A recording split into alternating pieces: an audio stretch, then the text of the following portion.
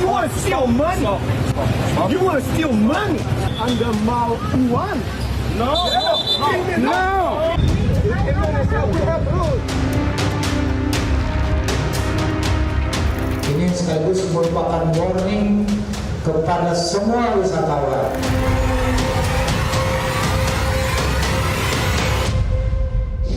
Kasus warga negara asing di Bali yang disebut meresahkan, bahkan mengambil lahan bisnis warga lokal. Benarkah demikian? Apa yang membuat mereka seperti itu? Bagaimana sebenarnya perspektif dari turis asing yang kemudian juga sudah lama tinggal di Indonesia? Saya sudah bersama dengan salah satu warga negara asing asal Prancis, Pak Guillaume.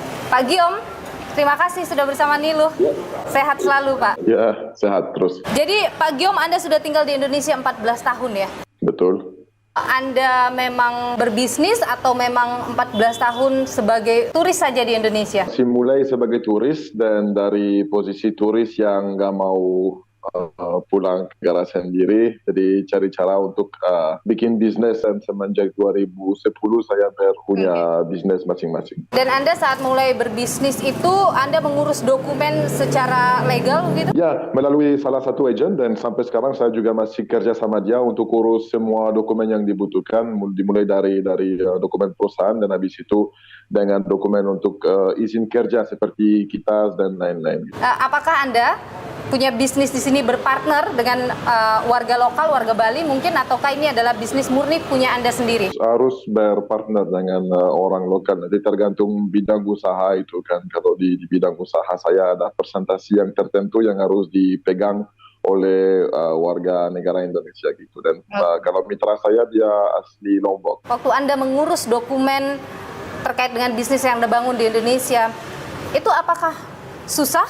Sedikit pun tidak susah, bisa urus sama orang, dan orang itu dia atur semua, siapkan semua, dan tinggal terima dokumen dan bisa mulai kerja gitu. Jadi sangat-sangat gampang sebenarnya. Dan itu 13 tahun yang lalu masih banyak pakai tangan, sekarang pakai dunia digital lebih gampang lagi. Anda sering berurusan dengan pihak imigrasi terkait dengan bisnis Anda ataupun tinggalnya Anda di Indonesia, di Bali khususnya? Di Bali agak kurang sedikit, tapi kalau di Lombok setiap tahun ada orang dari imigrasi yang turun untuk cek legalitas kami, visa kami, dan waktu itu saya juga punya pegawai orang luar. Jadi visa mereka juga dicek semua. Warga negara asing yang di Indonesia itu ada KTP khususnya ya? Anda punya juga hal itu? Ya, betul. Jadi kalau pakai kitas punya sejenis KTP tapi bukan mirip KTP, namanya SKTP. Kemudian kalau sudah punya kitab baru dapat KTP. Berarti saya punya KTP berdomisili di Bali, saya punya NIK dan semuanya gitu. Sama persis dengan orang lokal. Sampai keluar biaya berapa Pak Guillaume kalau mengurus dokumen-dokumen seperti itu?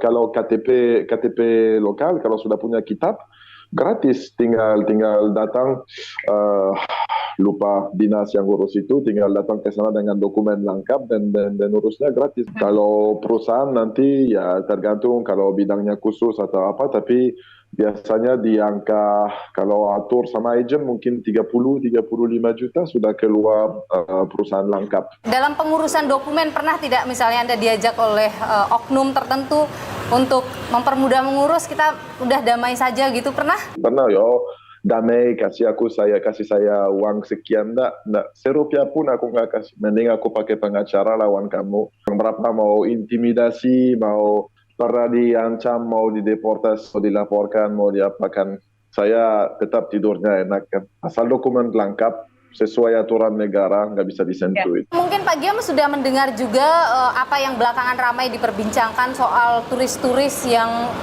melakukan kegiatan ilegal di Indonesia. Selain melakukan pelanggaran-pelanggaran terhadap aturan-aturan, mereka juga ada yang disebut melakukan bisnis secara ilegal. Ya, kalau dari sudut pandang Anda, apa ya yang membuat sampai ada yang berani melakukan tindakan ilegal? Mungkin ada masalah misinformasi, mereka dalam keadaan tidak sadar melanggar hukum karena mereka kurang paham aturan-aturan negara gitu kan. Bisa juga ada yang berniat jelek karena mereka nggak mau repot urus. Mungkin karena merasa aman, tahu tidak akan ditangkap, dan kalaupun ditangkap ya non tulus lah, jadi ya nggak apa-apa. Pemerintah kemudian mengambil kebijakan, ada larangan ini dan itu, ada pembatasan misalnya visa.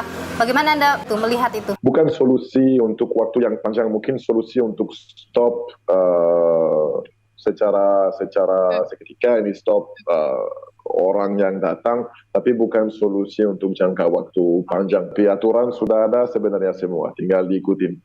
Oke, baik. Pak Giom, terima kasih sudah berbagi pandangan di Niluh. Sehat selalu Pak Giom. Mudah-mudahan sehat selalu. Terima kasih banyak. Mungkin itu karena kurangnya pengarahan dari instansi untuk memberitahu mereka bahwasanya berwisata di Bali itu seperti ini. Jadi lebih ditingkatkan lagi untuk memberikan pengarahan kepada wisatawan-wisatawan.